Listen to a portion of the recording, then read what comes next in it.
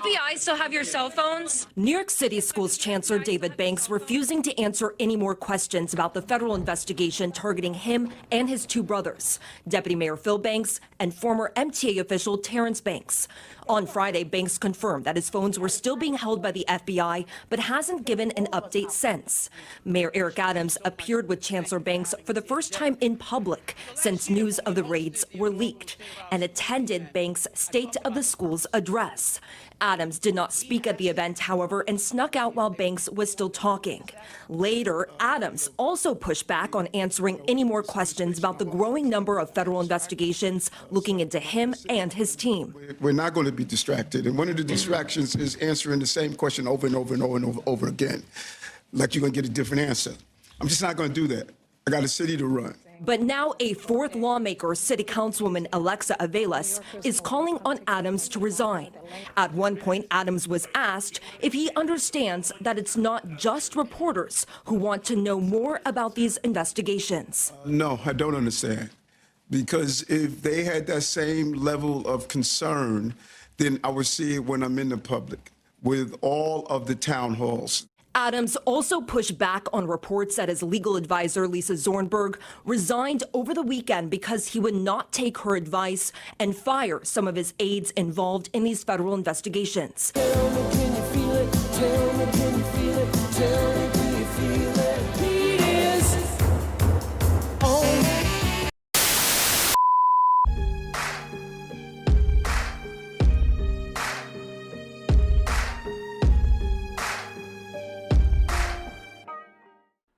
Well, you know what has been going on here in NYC as far as the corruption investigations that are going on by the feds right now.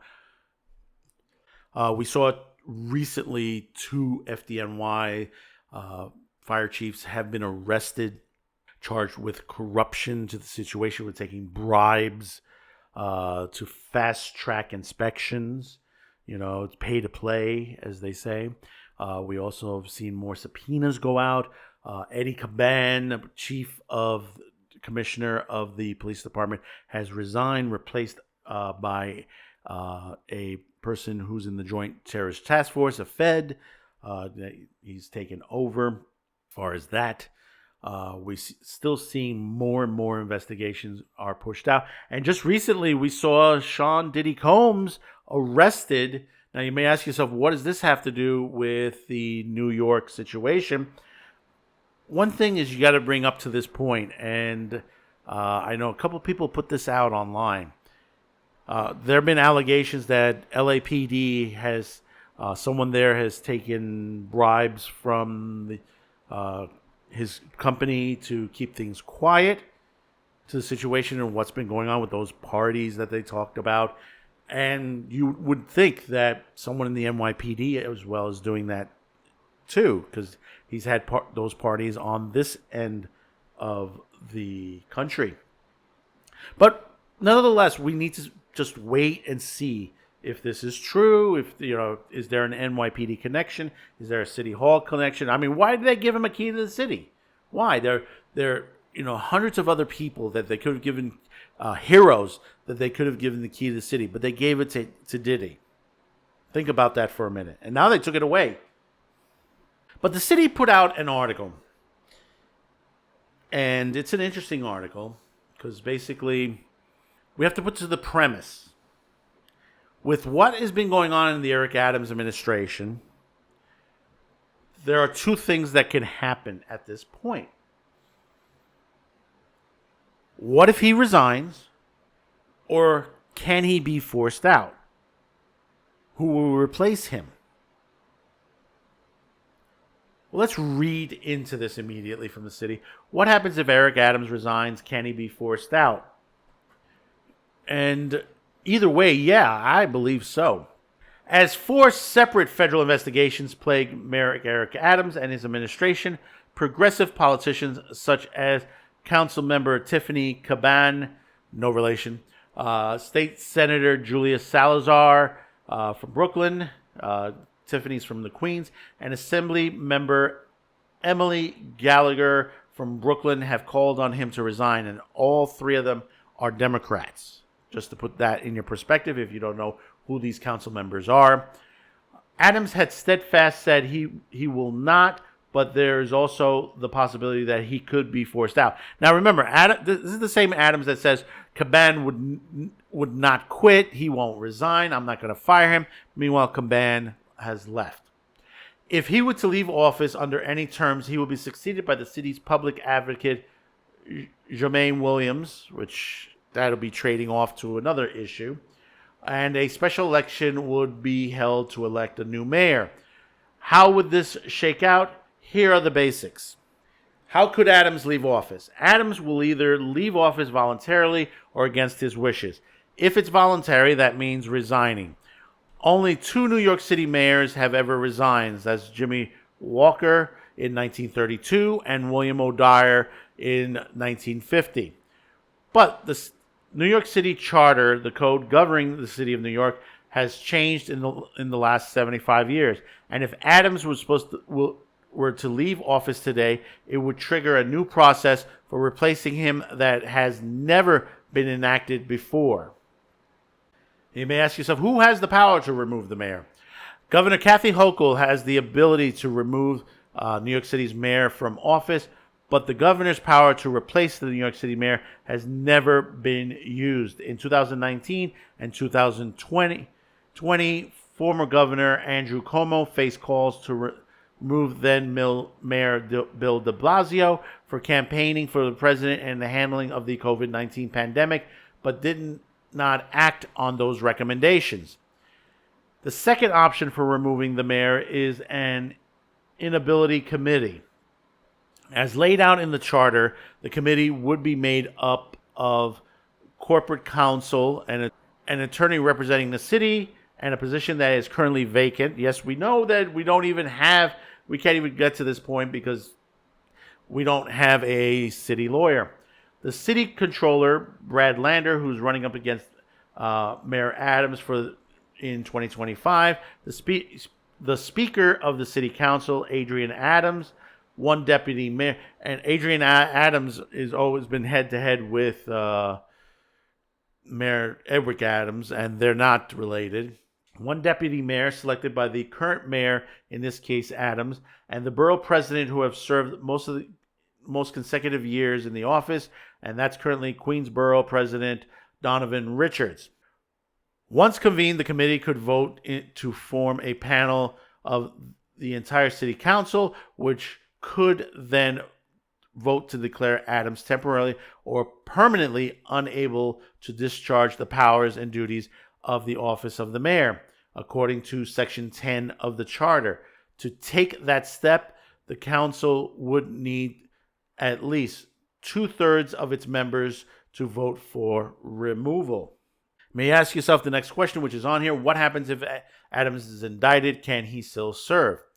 Yes, according to election law experts who spoke with the city, even if Adams was indicted, he could continue to serve as mayor unless the governor or the inability committee removes him. Next, what happens once he leaves? Who becomes the mayor? Regardless of whether Adams were to leave office voluntarily or involuntary, the next steps would be the same. When the mayor resigns, the public advocate, in this case Williams, becomes acting mayor. If Williams were somehow unable to act as mayor, then Lander will be the next in line. Within 3 days of Adams leaving office, acting Mayor Williams will have to announce a date for a special election for the mayor to be held on the first Tuesday that occurs 80 days after the office has been vacated.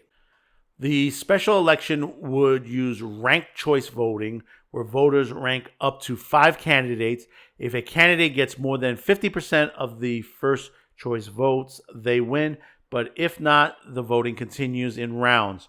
Our explainer of ranked choice voting goes into the nitty-gritty. Since there wouldn't be any primaries for the special election, it would be nonpartisan, meaning that all candidates would run as individuals without party affiliation.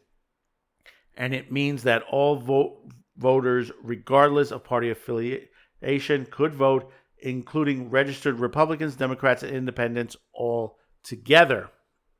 However, if Adams were to leave office within 90 days before the June primaries.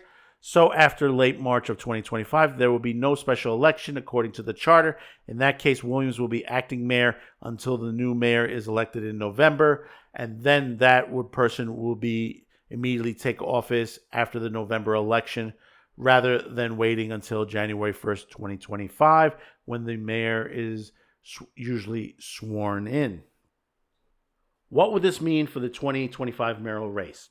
If a new mayor were to replace Adams via special election, he or she wouldn't be in office for long. The official mayor primaries will take place in June of 2025, and the next mayor will be elected in November of 2025. The special elected mayor will likely serve for less than a year, similar to what Kathy Hochul went through when she replaced Andrew Cuomo. Williams and whoever wins the special election will still both be eligible to run for mayor in 2025, which would make it the special election an important one to watch, as the incumbent mayor may have a better chance of pulling ahead in next year's race. City Council Minority Leader Joseph Borelli, a Republican from Staten Island, reportedly he said that he would enter the ring in a special election if Adams was to step down, though he said he wouldn't run against Adams in a regular mayoral race. A nonpartisan election could give Borelli a better chance of winning, since he would be prominent Republican up against a large pool of Democrats.